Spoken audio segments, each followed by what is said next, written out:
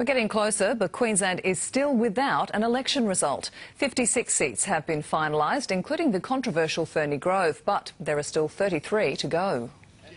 Smiles on the surface, knives underneath, over whether Anastasia Palaszczuk gate crashed the Governor's mansion.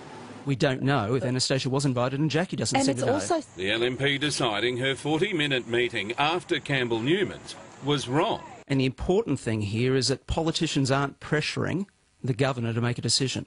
It was nothing of the sort. Labor claiming she was invited. The Governor thought it was courteous and appropriate. If it wasn't appropriate, the Governor, would not have sat down with Anastasia. It is normal and it is right.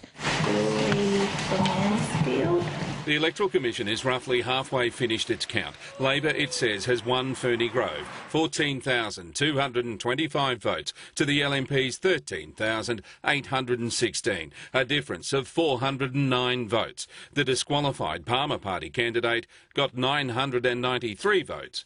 It'll end up in court. The question will be in terms of whether that means that election result is void and there would be a re-election in the seat of Ferny Grove. The LNP says maybe the Governor will want to hold off deciding who won the election until Ferny Grove is settled.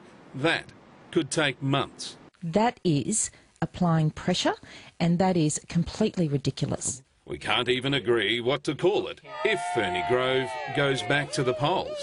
By-election in Ferny Grove. Re-election. By-election. Re-election. Re-election. Lucky for us, it's still a big if. If it's found the election was void, it would be saying that the original election didn't occur at all, so it'd be a re-election. Yes, never have so many been thinking the same thought. Please, count faster. Shane Doherty joins us now from Government House. Shane, everything depends on the count.